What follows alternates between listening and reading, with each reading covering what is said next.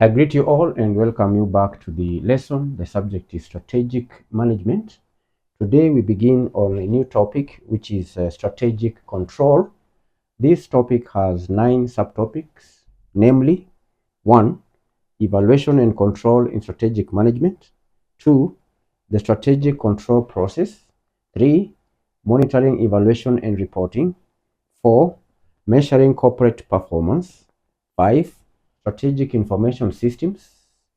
6. Strategic surveillance. 7.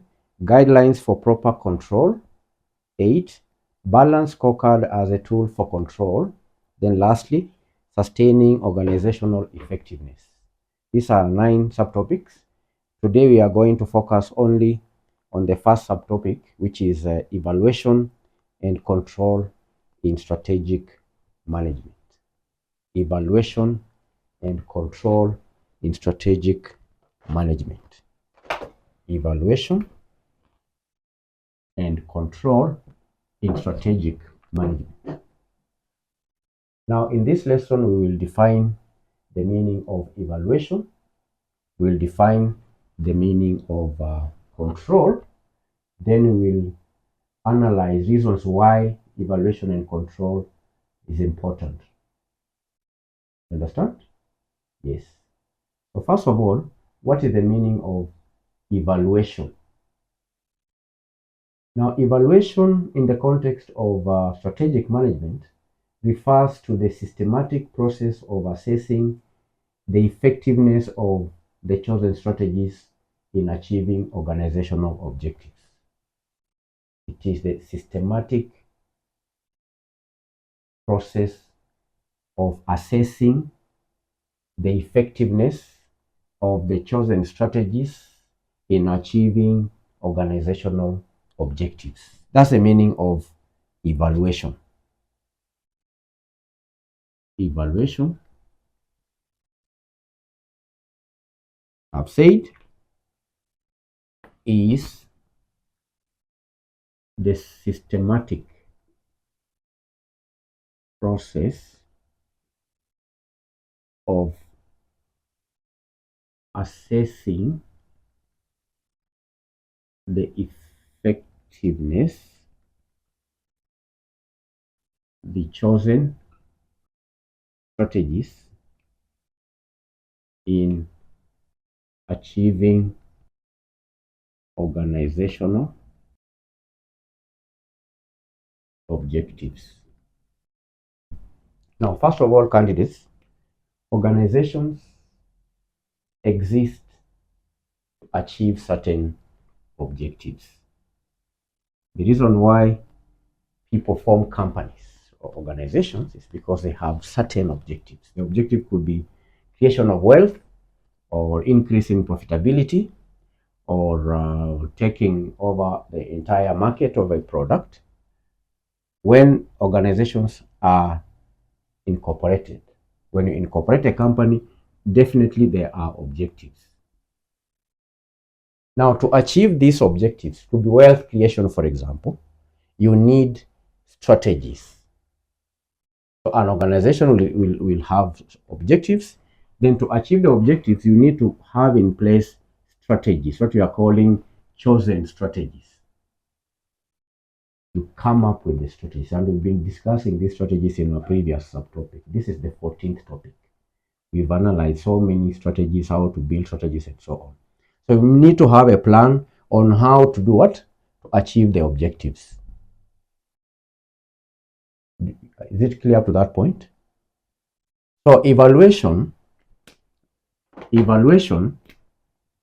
is a process of assessing the effectiveness of the chosen strategies in achieving organizational objectives. You have to evaluate these chosen strategies to find out if they are achieving the objectives that you put in place. So the process of systematically assessing the effectiveness of the chosen strategies is what we are referring to as evaluation. It involves gathering and analyzing information about an organization's performance and comparing it against the predetermined goals and standards. So the aim here is to determine how well the strategy is working. That is very important, so that you can also identify areas of success and failure, and also understand the reasons behind the performance. So in the process of assessing, you may find out that the strategy is not achieving the objectives, or you may find out that the strategies are achieving the objectives. If the strategies are not achieving the objectives, then you can take corrective measures. So you cannot take corrective measures unless you do an evaluation or you assess. It's the same thing, candidates, that happens when you are preparing for exams. When you set out to do a certain course like the Certified Secretary's course, it is a process. Your objective is to pass exam. You have an objective of passing the exams, say in 4 months. Before you sit for your exams in 4 months' time, during the second month, you have to evaluate yourself by, say, doing a mock exam. Now, after marking that mock exam, you can know whether you are on your way to achieving your objective of passing. You may do a mock exam and score, say, 10% or 5%, yet we know the pass mark is 50%. You understand? Isn't it obvious, candidates, that when you have objective to attain, it's important to evaluate yourself and find out if you're achieving, if your strategies are working or not. If it's in a case of an exam, you find that maybe the reason why you are scoring 5% instead of 100%, it could be the strategies that you are using to study. Maybe you are doing what you call passive reading instead of active learning. You may have to change, you may need to shift from passive learning to active recall, which is one of the most recommended technique in learning. So that's the meaning of evaluation. How about control? What is the meaning of control in the context of strategic management? Control involves the mechanisms and processes implemented by an organization to monitor the ongoing implementation of its strategic plans and to take corrective actions when necessary. Understand? It involves the mechanisms and processes.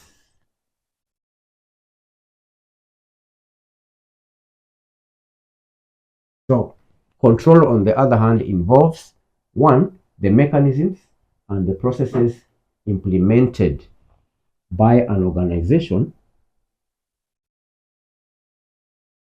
So these are mechanisms and processes that are implemented by an organization to monitor. To do what? To monitor the ongoing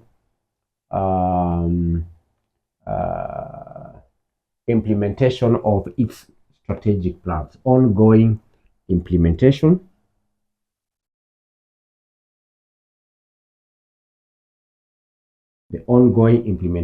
of the strategic plans, and then take corrective action.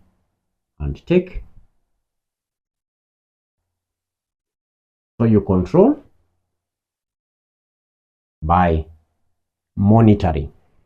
You monitor the ongoing implementation of the strategic plans, so that if the plan is not achieving the objective, the plan is not on the track, if there is something that needs to be done, then you make corrective action in case such corrections are necessary.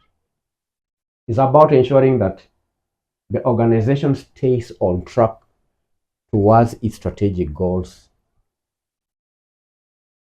It may also help the organization to adapt to changes in internal and external environment. You may have a plan now, but there could be changes in the external environment. There could be change in laws, change in economic variables that may require you to adjust the plan. So plans are not static. Plans are supposed to be strategic. They're supposed to be flexible. So you have to monitor, you have to control so that in case you may need to make adjustments, so those adjustments are made. You can only make adjustments if you have mechanisms and processes that monitor the ongoing implementation. Understand?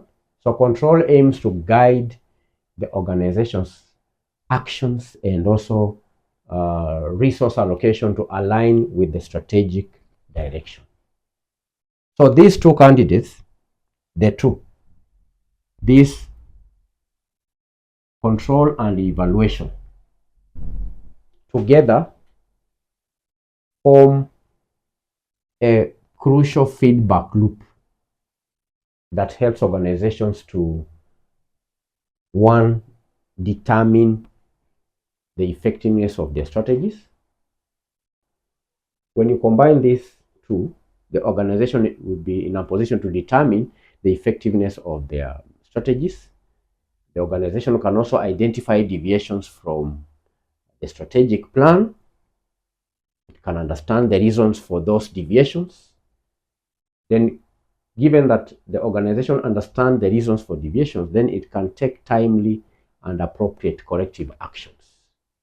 It may also help in adapting to changes in the environment or circumstances, and also it may improve the future strategic decisions. I'm trying to answer the question why evaluation and control are important. Why? Let me put it down. Why evaluation and control is important. Why is it important? Systematically assess the effectiveness of strategies and to monitor ongoing implementation of strategic plans. That's a question. The first reason is that these processes keeps the organization on track. One, helps keep the organization on track. It helps identify deviations from the strategic path early on. Number two, provides feedback. When you monitor performance of strategic plans, you get feedback. It offers insights into what's working and what is not working, informing future strategic decisions. The third reason is ensures sufficient resource allocation. Ensures sufficient resource allocation. Ensures sufficient resource allocation. By monitoring performance, resources can be directed to the most effective areas. Then number four, increases organization learning. Evaluation and control increases organizational learning. The evaluation process itself, candidates, can lead to a deeper understanding of the business environment and a deeper understanding of organizational capabilities. 5, enhances accountability. Evaluation and control enhances accountability. It establishes responsibility for performance and outcomes, and in so doing, it enhances accountability. 6, helps in adapting to change. Evaluation and control helps in adapting to change because the business environment we know is dynamic, and effective evaluation and control allows for timely adjustments to the strategies. Understand? Yes, because here we said when you control, you monitor the ongoing implementation so that if there is any deviation from the original plan, then you can take corrective action. So that's the meaning of evaluation and control in the context of strategic management. In our next session, we are going to discuss the process of evaluating and controlling in strategic management. Thank you. God bless you. Bye-bye.